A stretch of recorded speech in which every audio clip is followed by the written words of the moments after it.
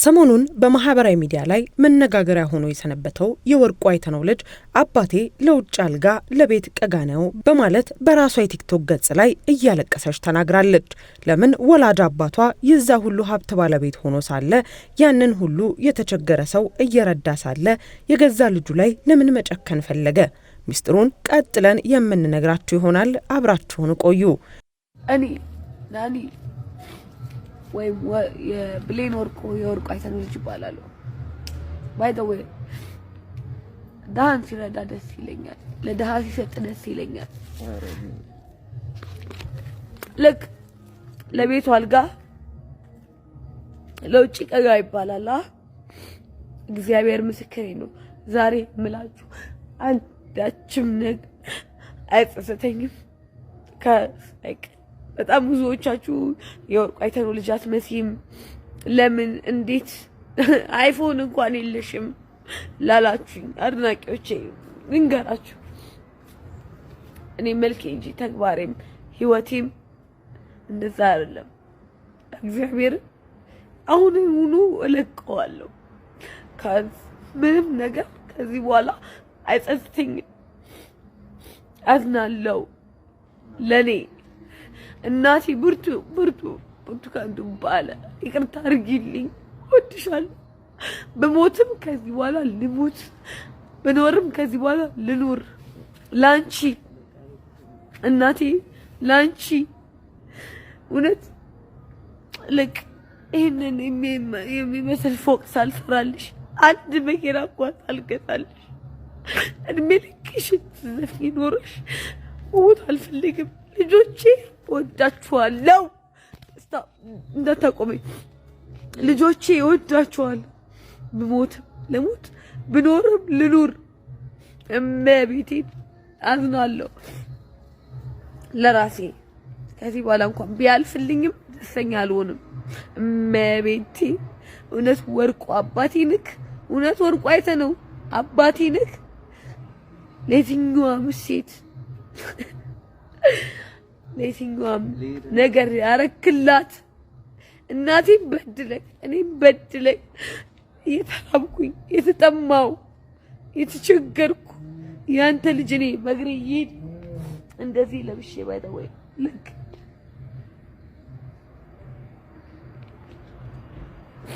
ወርቁ እግዚአብሔር ነፍስህን አይማረው። አንተ ከሞትክ ሰርጉ አይብቀል። አንተ ከሞትክ ገንዘብህ ይቅር፣ ሁሉ ነገር ይቅር። በምስሉ ላይ እንደተመለከታችሁት ልጅት እያለቀሰች አባቷን እየወቀሰችና መሞት ሁሉ እንደምትፈልግ ተናግራለች። የመሰሉ ፋንታሁንና የወርቁ አይተነው ልጅ የሆነችው ብሌን ወርቁ አይተነው የቅርብ ሰዎቿ እንደሚናገሩት ከሆነ ወጣ ያለ ባህሪ ያላትና ራሷን በተለያየ ሱስ ውስጥ ዘፍቃ የምትኖር እንደሆነች ይናገራሉ።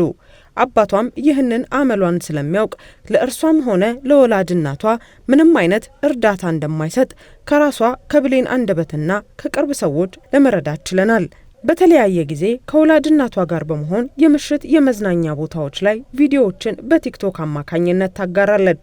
የቲክቶክ ተመልካቾች ሙሉ በሙሉ በሚባል ደረጃ የእናትየውም ሆነ የልጅቱ ድርጊት ተቃዋሚዎች ናቸው። ብሌን በምታደርጋቸው አስነዋሪ ድርጊቶች አባትም ሆነ ሌላ ሰው ተወቃሽ የሚያደርጉት መሰሉ ፋንታሁንን ነው። መሰሉ በፊት የምትታወቀው የአምስቱ እርጎዬዎች ቤተሰብ አባል በመሆኗ ነበር። አሁን ግን መሸታ ቤቶች ላይ እርቃኗን የምትዘለዋ በማለት የቅጽል ስም ወጥቶላታል። እሷም ምንም ሀፍረት ሳይሰማት ጭራሽ በተጠራችበት ኢንተርቪዎች ላይ እኔ ስራዬን የሰራሁት የምሰራው ናይት ክለብ ነው፣ ስለዚህ መደነስና አጠር ያሉ ልብሶችን መልበስ ግዴታዬ ነው ብላ ብታስተባብልም ህዝቡ ግን አልተቀበላትም። ምክንያቱም እኔ እዛ ጋር የተገኘሁት የኑሮ ግዴታ ስላለብኝ ብቻ ነው እንጂ ምገኝ ሴት ሆኜ አይደለም።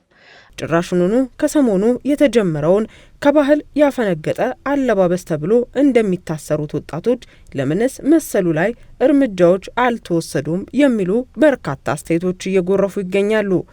መሰሉ ከበፊት የባህል ሙዚቃ አቀንቃኝነቷ ከፍ ያለ ዝናን አግኝታ የነበረ ቢሆንም አሁን ላይ እያሳየች ባለችው ተግባር ከሷ አልፎ ልጆቿንና ቤተሰቦቿን የሚያሳፍር ድርጊት እየፈጸመች ትገኛለች። የመሰሉን እርቃን ቀረሽ የሚመስሉ አለባበሶችና ወጣ ያሉ ዳንሶች የኮረጀቻቸው የቅርብ ቤተሰቧ ከሆነችው ዝነኛው አርቲስት ቬሮኒካ አዳነ ነው። ቬሮኒካ ከዚህ ቀደም ክለብ ስትሰራ የቆየች ቢሆንም አሁን ግን የክለብ ስራዋን ሙሉ በሙሉ አቁማው ትኩረቷን ወደ አልበም ስራዎችና ሌላ ተግዳሮቶች አዙራለች። ታዲያ ቬሮኒካ ክለብ በምትሰራበት ጊዜ ላይ በምትደንሳቸው ዳንሶችና በምታደርጋቸው ልብሶች በርካታ አድናቂዎችን አግኝታም ነበር።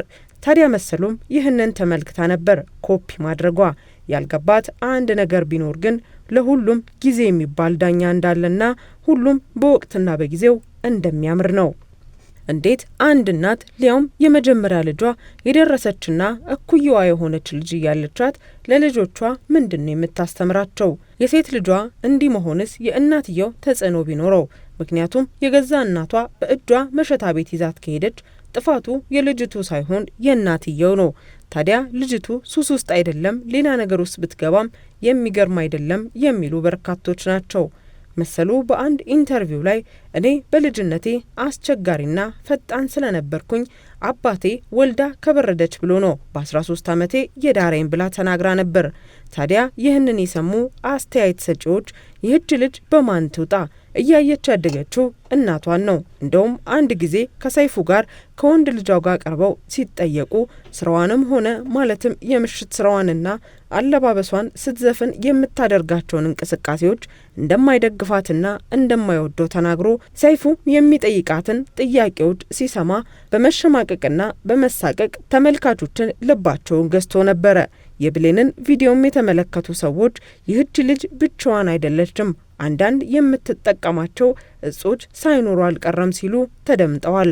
የኋላ ኋላ ግን አባቴ ነው፣ በምንም አይነት ሁኔታ ውስጥ ቢሆን ሁሌም አጠገቤ ነው ያለው እና ምን ይባላል እንደ አባባል ናንዬ ጣት ገማ ተብሎ ተቆርጦ አይጣልም ይለኛል አባቴ እና ሁሌም የሚላት አባባል ናት ይቺ።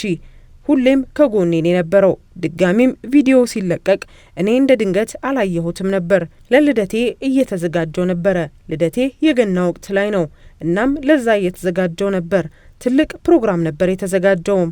ከዛ በመሃል ይሄን ቪዲዮ ካየው በኋላ እኔ እንጃ የተፈጠረውን ምን ብዬ ማስረዳት እንዳለብኝ አላውቅም። አሁን ላይ ግን እኔ በጣም ጥሩ ሁኔታ ላይ ነው የምገኘው። ከአባቴም ጋር ታርቅ ያለው ከአባቴ ጋር እልም ያለ ፍቅር ውስጥ ነው ያለሁት። በዚህም ደስተኛ ነኝ። ከአንድ ወር ከ15 ቀን በፊት አውሮፓ ነበርኩኝ። አሁንም የመጣሁት ገናን ለማክበር ነው። እዛ ለትምህርት ሄዳለሁ። ይህንንም እናቴ በሌላ ሚዲያ አጋርታው ነበረ እና ከዛ ሁሉ ጊዜ በኋላ ሰላም ሆነናል። እኔም ተስተካክዬ ጥሩ ህይወት እየመራሁ እገኛለሁ። በእንደዚህ አይነት ሁኔታ ውስጥ ተለቆ ሳየው ግን በጣም ልቤ ተሰብሯል። በጣምም አዝኛለሁ። ምክንያቱም ትላንትና የሰራሁት ስራ ለዛሬ ምሳ ሆኖኛል።